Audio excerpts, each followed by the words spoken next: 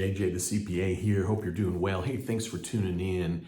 Wanted to talk about what I'm getting a lot of questions on, and actually some calls and emails, which is for the self-employed, how to pay yourself related to PPP or even EIDL. And the thing to note is that when you're self-employed, which is commonly called a sole proprietor, sometimes called a gig worker, independent contractor. There's even those that are single member LLCs but don't file a separate return. What's common with all of those is that they're a Schedule C filer. So when you're filing a Schedule C, that is with your tax return, there is no payroll to you. And you know that as a self-employed individual, you are simply living off of the profits. Now, for some of you, you've set up a separate bank account, which is great.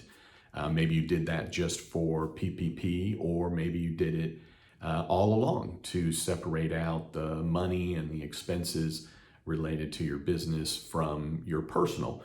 But the thing to note is that when the terminology of payroll is being used, whether in the past or now with PPP or EIDL, payroll for the self-employed for you does not exist. Now, it may feel like payroll to you. You can call it payroll. Some people even say 1099 employees, and they pay their 1099 employees payroll. The thing to note here, though, is that in the PPP world, which has been the case in the tax world and in the EIDL world, when you're self-employed, you're the Schedule C filer, you're not paying yourself wages. You're not paying yourself a W-2 wage. In fact, you can't. It's not allowed, and you wouldn't want to. So when you want to know, well, how do I pay myself? So you got your PPP funds and you want to pay yourself. And it seems common or easy to think, well, I have to actually do payroll because on the PPP forgiveness application, it says payroll cost, right? So it would have been nice if they would have included that language of self-employed income, or maybe on the application they would have said, line 31 or self-employed earnings. But the thing to note is that when you're looking at the application to get the PPP, when you're looking at the application for forgiveness, it says payroll cost. And then the thing to note is that the definition of payroll cost for you, a Schedule C filer, all those names that we just went over, for you, the payroll cost is just a calculation. It's line 31 of your Schedule C divided by 12 times 2.5. That's your payroll cost. So there's actually no requirement, because there can't be, doesn't exist. There's no requirement for you to pay it out to yourself over a period of time. You don't have to worry about even having a separate bank account, even though maybe the banks required that. You don't have to have checks that say payable to you from your business, because in the eyes of the law, there is no separation between you and your business when you're a Schedule C filer.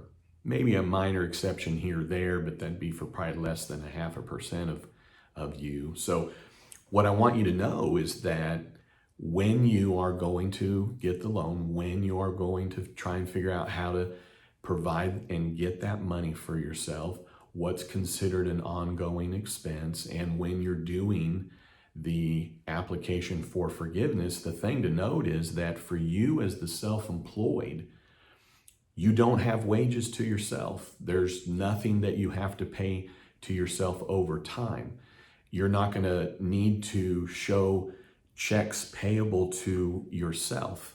And the reason why is that for a self-employed, you're just in another realm. When you hear about payroll and paying out and employees and showing payroll to yourself, that would be for those that are filing a separate tax return. That would be for an S Corp owner. It could be an LLC taxed as an S Corp, but it's for those that are paying themselves wages. So the thing to note is that wages are when you withhold taxes and Social Security and Medicare, and you're given a Form W-2, you're filing 941s. You're not doing that as a self-employed individual unless you have employees, and that's not what I'm addressing here. So feel comfortable that it's really just that easy, in the sense that you're going to turn in your Schedule C.